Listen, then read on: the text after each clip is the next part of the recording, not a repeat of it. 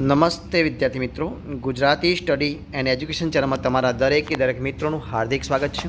તો આજે આપણે વિડીયોમાં જોવાના છીએ સામાયિક મૂલ્યાંકન કસોટી સપ્ટેમ્બર 2021 ધોરણ 7 છે, વિષય હિન્દી છે, કુલ ગુણ 25 છે। તમને 1 કલાકનો સમય આપવામાં આવી રહ્યો છે। તો વિદ્યાર્થી મિત્રો, આ કસોટી એ ઓરિજિનલ કસોટી છે અને ઓરિજિનલ આપણે એક સંપૂર્ણપણે એનું સોલ્યુશન આ વિડીયોમાં જોવાના છીએ, સાચે સાચું। तो वीडियो पूरेपूरो जोजो। शुरुआत करिए अपने वीडियो की। प्रश्न एक तुम्हारे समक्ष है, प्रश्नों के उत्तर दीजिए।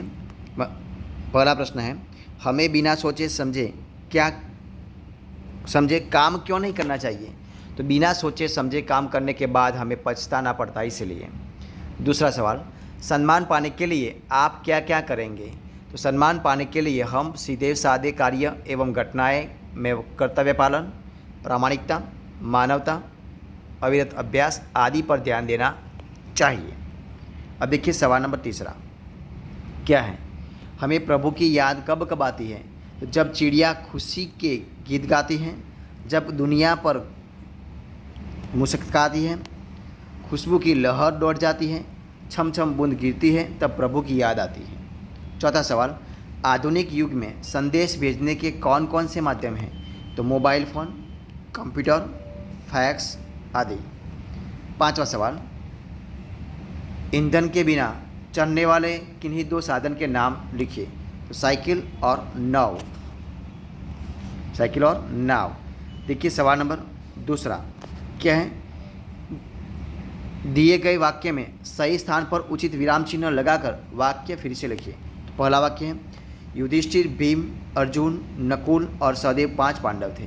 तो युधिष्ठिर अल्पविराम, भीम, अर्जुन, नकुल और सहदेव 5 पांडव थे, उसके बाद लास्ट में पूर्ण विराम आएगा, इधर अल्पविराम आएगा।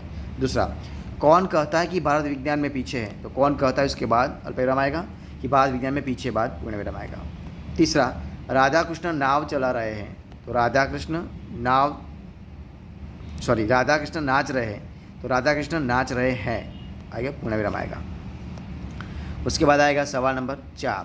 देखिए क्या है, चाणक्य ने कहा मैं तुम्हारी रक्षा करूंगा। तो चाणक्य ने कहा अल्पविराम बाद अवतरण चिन्ह, मैं तुम्हारी रक्षा करूंगा, अवतरण चिन्ह पूरा, और इधर आएगा पूर्ण विराम। पांचवा, प्रेमचंद का प्रसिद्ध उपन्यास गोदान है। तो प्रेमचंद का प्रसिद्ध उपन्यास क्या है? गोदान। तो गोदान आएगा, अवतरण चिन्ह लास्ट में आएगा, पूर्ण विराम। ठीक है। अब देखिए सवाल नंबर तीसरा क्या है, निम्नलिखित परिच्छेद का मातृभाषा में अनुवाद कीजिए। इधर हिंदी में दिया हुआ है, क्या दिया है, अमेरिका में स्वामी जी के भक्तों की संख्या दिनों दिन बढ़ने लगी। चारों और जिज्ञासु उनके पास पहुँचते और अपने अपने नगर में पधारने का अनुरोध करते।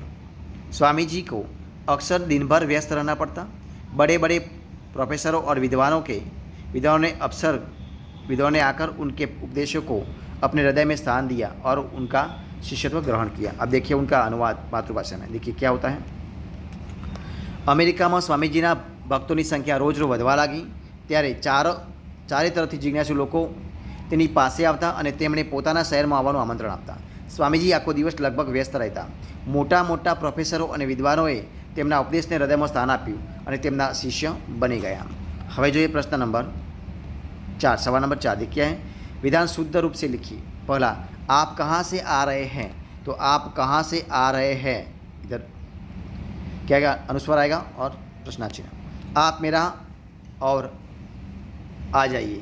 तो इसमें क्या आएगा, आप मेरी, मेरा मेरी और आ जाइए, मेरा तो मेरी आएगा। लड़के खेल रहे हैं। तो लड़के खेल रहे हैं, इधर पूर्ण विराम आएगा, अनुस्वार आएगा। अब देखिए सवाल नंबर वाक्य नंबर 4 यानी कि 4, कुछ दिन सब्जियों बेचती है। कुछ दिन सब्जियों नहीं, सब्जियाँ बेचती हैं। पाँचवा, रिक्शा में 2 आदमी बैठे हैं। तो रिक्शा ऐसे लिखा है, रिक्शा में 2 आदमी बैठे हैं, इधर पूर्ण विराम आएगा। ठीक है। अब देखिए सवाल नंबर 5, निम्नलिखित मुद्दों के आधार पर से कहानी लिखिए। क्या मुद्दा, एक औरत का अपने बच्चे और नेवले के साथ रहना, स्त्री का बच्चे को पालने में रख कर पानी भरने जाना, शॉप का घर आना, पालने की ओर आगे बढ़ना, नेवले द्वारा शॉप को मारना, औरत का वापस आना, नेवले के मुंह पर खून देखना, नेवले को मटके से मारना, सच्चाई का पता लगना, स्त्री का फुट फुट कर रोना और सीख क्या मिलती है। तो देखिए क्या होता है।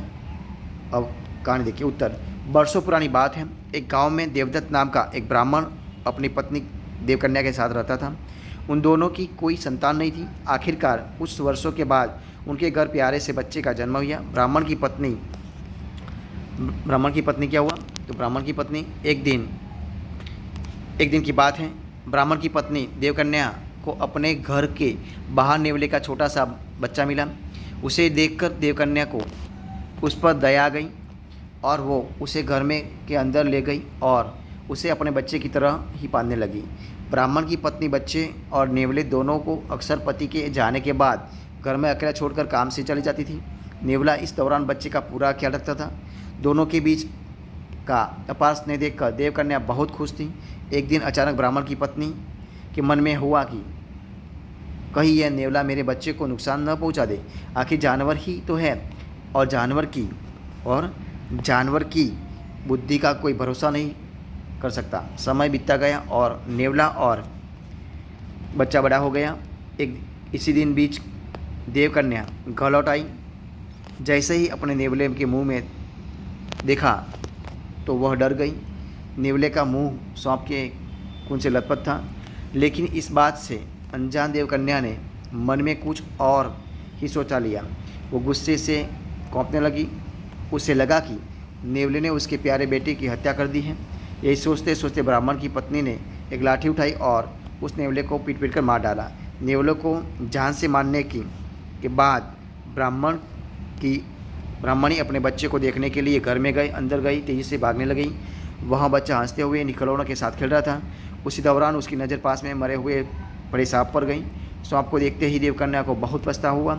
वो भी नेवले से बहुत प्यार करती थी, लेकिन गुस्से और अपने बच्चे के मोह में उसने बिना कुछ सोचे समझे नेवले को मार दिया था। अब ब्राह्मण की पत्नी उसी समय वह पत्नी रोने की आवाज़ आई। सुंदर दौड़ता हुआ अंदर गया। उसने पूछा कि देवकन्या तुम्हारे क्यों रो रही हो, तो ऐसा क्या हो गया। उसने अपने पति को सारी कहानी सुना दी। नेवले की मौत की बात सुनकर ब्राह्मण देवदत्त को बहुत दुख हुआ। दुखी मन से ब्राह्मण ने कहा तुम्हें बच्चे को घर में अकेले छोड़कर जाने और अविश्वास का दंड मिला है। इस कहानी से सीख मिलती है, क्या मिलती है, बिना सोचे समझे गुस्से में आकर कोई काम नहीं करना चाहिए। साथ ही विश्वास की डोर को कभी शक की वजह से टूटने नहीं देना चाहिए। तो दोस्तों, अगर आपको मेरा इस वीडियो पसंद आया हो तो उनको लाइक कीजिए, कमेंट कीजिए, आपके दोस्तों में बांट दीजिए और लास्ट में अब तक आपने हमारे चैनल को सब्सक्राइब नहीं किया तो उनको सब्सक्राइब करना मत भूलें। दोस्तों, हमारे इस वीडियो को फर्स्ट से अंत तक देखने के लिए आप सब दोस्तों का बहुत बहुत धन्यवाद। Thank you.